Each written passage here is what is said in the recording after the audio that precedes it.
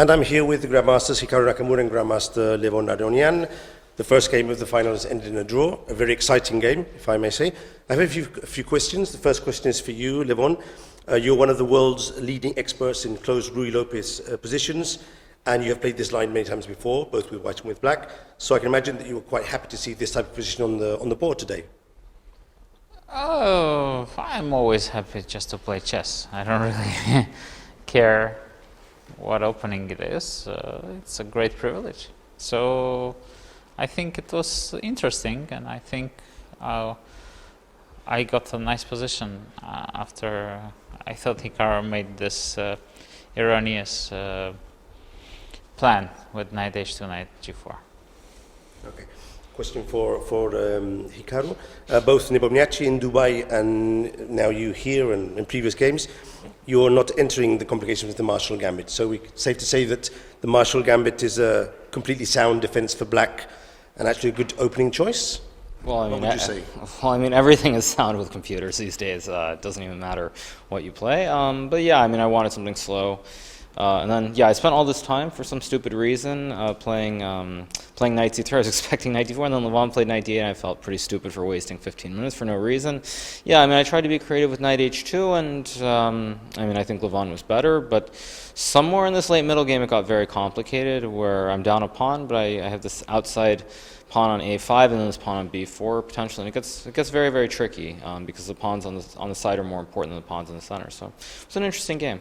Okay, we'll get to there afterwards, but I have another question for you. It seemed that there was a critical moment just before you captured on f8.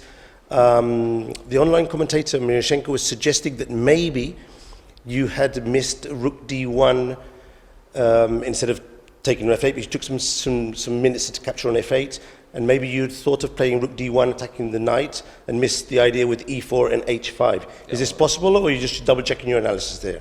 Well, I mean, the thing is, I was already confused because I thought Levon was much better. I thought this g6 move was kind of inaccurate somehow. Because, I mean, okay, in the game, I mean, there's a critical moment when Levon played queen a8, where if he goes queen b8, I mean, that's what, I mean, it depends whether that's actually better for black or not. I mean, the whole evaluation hinges on that, like, one position there. So, yeah, I mean, I was kind of a little bit confused by what was happening in the game more than anything.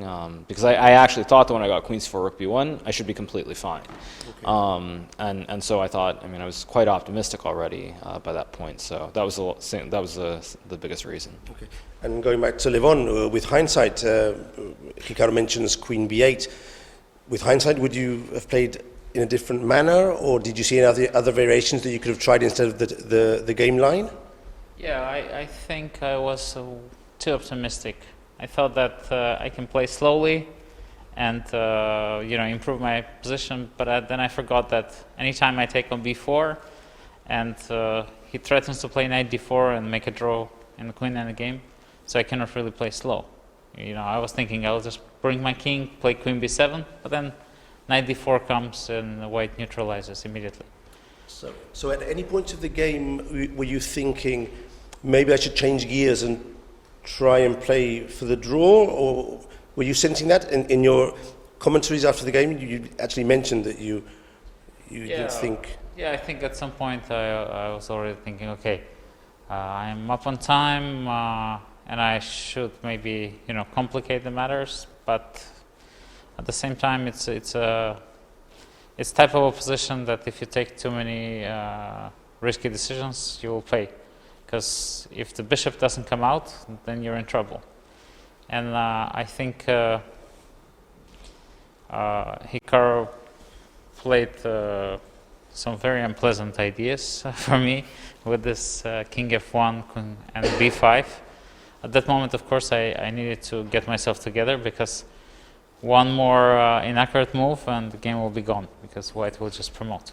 Well, that brings me to my last question for Hikaru. Around move 40, when you reached the timing control, did you actually sense that there might be some winning opportunities for you in today's game? Well, I mean, only white can win. I mean, it's always pleasant when you get a situation where if your opponent finds the best moves, it's a draw, or you win the game. So, I mean, I thought it was very close, but this E2 and Queen A7 idea by Levon was amazing. I mean, I think it's the only way to save the game. yeah, so, I mean, again. What about my draw for immediately? Was there a draw for? No, I did it, just to show that I played the best moves. No, but the funny thing is actually, initially when I went into this, I only saw a different line with this king d1, queen h1, queen d5. I missed it after this queen a5, b4, queen a2. There's this whole b3 thing. Yeah. So I actually was only calculating queen g2, king d1, queen h1, king c2, queen d5, and I mean it still goes on there. But yeah, I mean, okay, Levon found the computer moves, I think. But at least it was a very interesting game. Many interesting nuances during the game, and good luck both of you for tomorrow's game. Thank you very much.